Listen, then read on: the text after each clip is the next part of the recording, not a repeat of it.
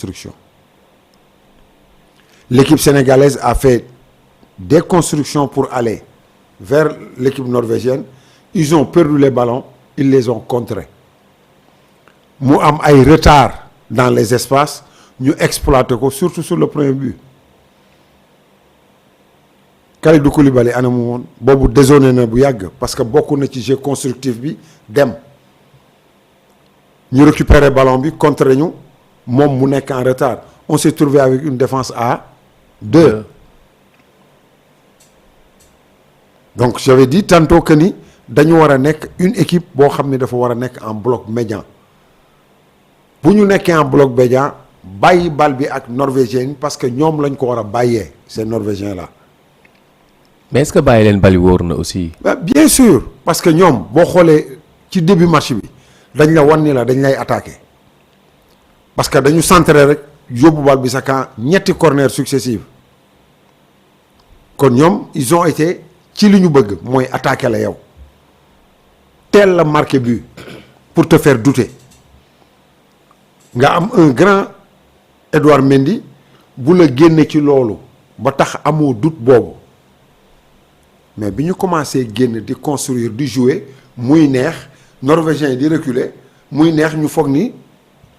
ku ci nekk bàyyi position bi nga nekkoon bëgg bokk ci loolu. Dès la perte de balle les norvégiens ont joué rapidement passé par les côtés centre but décalage sur les côtés but. Donc il fallait que ce Sénégal là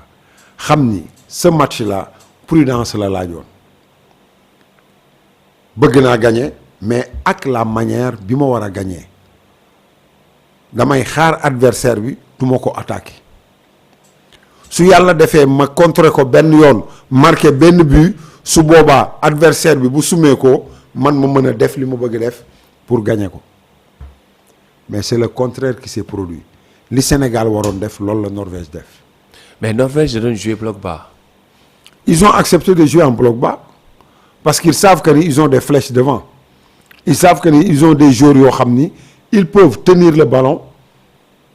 génne ko avec des passes courtes et des passes longues et des passes sur la verticalité. Donc dans cette transition de jeu rapide moom la ñu Norvège gagné moom moo indi bu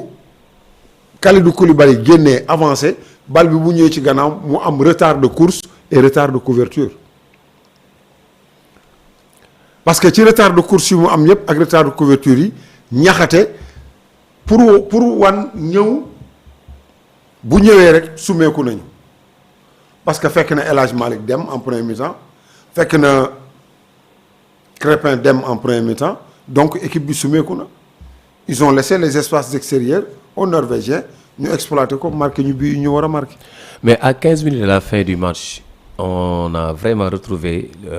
la vraie équipe sénégalaise de la CAN 2026. Même en premier mi-temps bu ñu xoolee après le premier but ils ont essayé de réagir ils sont allés à la pause avec un but d'écart norvégien. En deuxième mi-temps qu'est-ce qu'il fallait faire? Sortir Kalidou Koulibaly faire rentrer Pathé Ciss étant donné que ci saison bi muy jeexal moom Rayo Vallecano ba mu nekkoon il jouait comme axe central wóoluwoo Mamadou Sarr mi nga yóbbu parce que dafa am retard dans ses courses nga jël ko am ce même retard là dugal ko ci terrain bi c'est parce que à quoi bon am joueur boo xam ni mën na ko def te defoo ko. tey li daal Sénégal ci coupe du monde bi du kenn ku dul malhonnêteté joueurs yi ak manque de poigne entraîneur bi moo ñu yóbbee lii. Sénégalais yi ñu ngi naan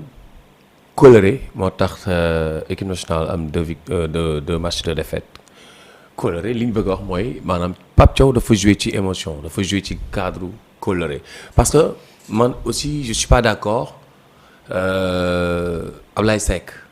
nga xamante ni toog nga 2 mois 3 mois footballul et puis mi ngi Sénégal di entraîner ak ay club je pense je sais pas équipe bu nawetaan xaw ma ay club xaw ma exactement mais mi ngi Sénégal il paraît parce que dëkk bi mu nekk club bi dafa am guerre donc Ablaye Seck warul woon dem Kalidou Koulibaly waroon na am honnêteté et puis bon loolu aussi ci coach bi la comme Kalidou Koulibaly naam soxla nga ko mais dalay leer ni yow fii Coupe du monde bi ça sera pas peut-être possible ou ça sera juste peut-être boo dee yóbbu nga yóbbu aussi Idrissa Gana Gueye mais quand même man bi may dressé sama liste di def proposition man dama ci boole woon Andy Diouf dama ci boole woon Malang Sarr dama ci boole woon aussi Moustapha Mbow mais léegi pourquoi parce que gars yi Sénégal man d'accord na à un moment donné je respectais donc le choix de Pape Thiaw mu bañ a yóbbu Malang Sarr bon c'est son choix mais tey man sama liste boobu ma dressé woon teg ko yaakaar naa ne je peux avoir raison sur Pape Thiaw parce que bu yóbbuwoon ñooñu tey problème défensif bi mu am du ko am man loolu laa gis. xam nga il a amené Moustapha Mbow dugal ko sur le premier match contre les États-Unis Sénégal yëpp gis nañ ni dafa Mbow def retard de couverture perte de balle retard de montée et que un défenseur il faut que yooyu nekk ci yow parce que on ne peut pas jouer avec une équipe physique et athlétique boo xoolee norvégiens yi ni ñu doon dalee suñu kaw arbitre bi du woon sax siffler pourquoi parce que dafa jàpp ni puissance bi am ci ñoom amul ci sénégalais yi li ëppoon solo ci équipe nationale bi mooy man li ma gëm mooy football du problème mu émotion. c'est ça. du problème mu émotion te moom Pape Thiaw xam na loolu ci man parce que joueur bi day mën ma dugal ko mënul ma génne ko ci biti quel que soit nag li mu doon.